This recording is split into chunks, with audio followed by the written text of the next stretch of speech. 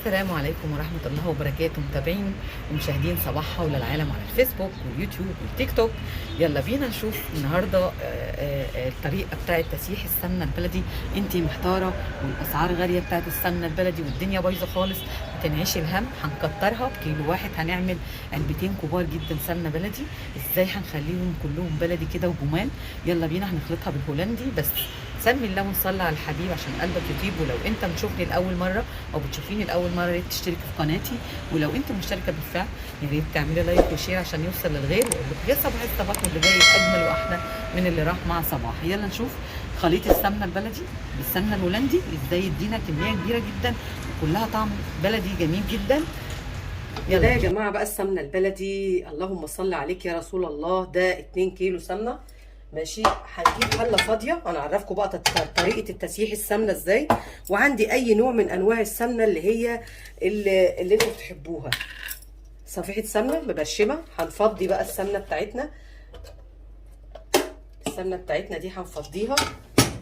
انا بفتحها قدامكم اهو عشان بس ايه تبقوا عارفين. يا خبر ابيض، حتى يا جماعه قللوا النص، يعني قللوا السمنه لدرجه هتبقى خلاص العلبه نصها غليت، ومش مش مستكفيين انها غاليه، لا كمان عايزين يقللوا من الكميه. انا طبعا هسيحها على النار. هتعملي ايه؟ هنديها تسييحه بسيطه عشان تسيب من العلبه اهو زي ما انتم شايفين. وهحط على ال2 كيلو علبتين اتنين. انا عندي واحده جنه وواحده روابي، مفيش مشكله، الاتنين زي بعض كلهم ولاد عمي يعني. وهسخن طبعا الحله جامد، حله كبيره كده تسخنيها. ماشي، وهنفضي بقى هنا العلبتين الاتنين هيسيحوا، يسيبوا بس لان الجو ساقع. نفضيهم هنا واوريكم هنعمل ايه، نكمل مع بعض. بصوا يا جماعه، طبعا بعد ما يعني انا مش لازم اسيحها قوي، بس عايزه اوريكم حاجه لفتت نظري، وانا مش عايزه اقول لكم بصراحه، حسبنا الله ونعم الوكيل حقيقه. شايفين العلبه نصها، العلبه نصها غاليه جدا. قلنا مفيش مشكله. طب انت بتقلل في الكميه ليه؟ بتقلل في الكميه ليه؟ ناس كتير كانت بتطلع تشتكي، ما كنتش مصدقه. طبعا احنا بناخدها زي ما انتم شايفين كده، ديت يمكن ازيد منها شويه. ماشي، شايفين المنظر. احنا طبعا هنصفي كده في الحله عشان تعرفي احنا سيحتها ليه، عشان تعرفي تنزلي بقى العلبه ده مش هنرميها، احنا هننزل فيها السمنه تاني. ماشي، السمنه بتاعتنا هننزلها تاني. انا طبعا حاسبه بالراحه، كل حاجه تبقى سخنه، والا السمنه يعني مشكله. انا طبعا هشيل برضو الغطا ده، بقيه الغطا ده. انا بس حبيت اوريكم انا لسه فاتحاها، العلبه لسه فاتحاها وشايفين نصها يا جماعه. والله العظيم ايه ده، ايه ده، ايه ده، استغلال وبشع وجشع. وعايزين انتوا ربنا يكرمنا، هيكرمنا ازاي مش عارفه. اهو شايفين. وطبعا زي ما انتوا شايفين كده 2 كيلو سمنه بلدي هتبقى يعني كتيره كمان عليها. ادي روابي تحسوا انها بيضه شويه، جنه صفرة شويه معرفش. برضو العلبه هنخليها. احنا طبعا بقى مشغلين النار هنا اهو لحد ما تسيح قوي. اول ما تسيح خالص ننزل بقى ايه بايدينا كده عشان ما ايوه كده، ننزل كده ونسيبها تسيح وتغلي. مش تغلي غليان، يعني تسخن قوي كده وتسيح جامد. هنيجي منزلين فيها الزبده البلدي بتاعتنا. طبعا اول يا جماعه ما تبدا، بصوا اخر حته فيها اهي خلاص ساحت. احنا بنسيح بس، نسيح بس، ما نقدحهاش قوي عشان خاطر ما تطرطش وتبهدل الدنيا. عندك كيلو حطيه على ال2 كيلو، عندك 3 كيلو حطيهم. عايزه السمنه الزبده اكتر يا اختي. شايفين المنظر. لسه بقول لكم دي محتاجه ان احنا نعمل ايه، نشيل بايدينا كده بايدينا بقى. بسم الله ما شاء الله، استرها يا رب. لان انا طبعا السمنه الا السمنه يا جماعه بتبقى يعني الدنيا لازم نخلي بالنا. لان طبعا زي ما قلت لكم احنا طبعا لازم نوطي النار خالص. لو السمنه سبتوها تغلي قوي هتفور. انتوا اول ما تسيح بس يا جماعه، احنا عايزينها تسيح فقط، تسيح فقط. انا بقى طبعا ايه مش هخلي اي حاجه، انتوا عارفين. عندك كيلو حطيه، عندك نص حطيه، زي ما انت عايزه حطي اللي انت قادره عليه حطيه. عارفه لو نص حتى على العلبه او نص على العلبتين هيديها ريحه السمنه البلدي. شايفين كده السمنه بدات تخلي بقى، الكل هيبقى زي السمنه البلدي. شايفين بقيه السمنه، لو الاضاءه كده تبين لكم، شايفين هتقلب كلها سمنه بلدي دلوقتي. احنا لو عايزين نحط على ال2 كيلو دول، على فكره يا جماعه السمنه دي يا 2 كيلو يا كيلو ونص، انا عماله افتكر عشان ما يبقاش حرام، يا 2 كيلو يا كيلو ونص. وهنحط ايه بقى؟ نحط شويه ملح. الملح كاننا بنعمل مرت عادي، معلقتين ملح كده. ليه الملح؟ الملح ده بيخليها تستوي بسرعه ويبقى اكنها بلدي، فعلا كلها بلدي، اكنك بتعمل مرته. المرته بتاعتها عايزه تاخديها، عايزه ترميها. انا عن نفسي برميها لان طبعا داخل فيها سمنه هولندي، فمش ما بحبهاش يعني. لكن بصفيها قوي، ما بخليش على شويه الملح بس. دي عشان ايه؟ عشان تطلع لي المرته اللي لسه في السمنه البلدي، وتخليها سمنه نقيه مع السمنه دي، تبقى 100 100 وكلها بلدي. وتعبيها تاني في العلب. طريقه سهله جدا جدا. وتوطي النار زي ما انت شايفه، شمعه، النار شمعه خالص. ويا دوبك السمنه تفك، تحطي معاها دي. لو انت خايفه قوي على فكره ممكن تحطي السمنه معاها، وانت يعني انت بتحطي التانيه، حطي البلدي برضو معاها.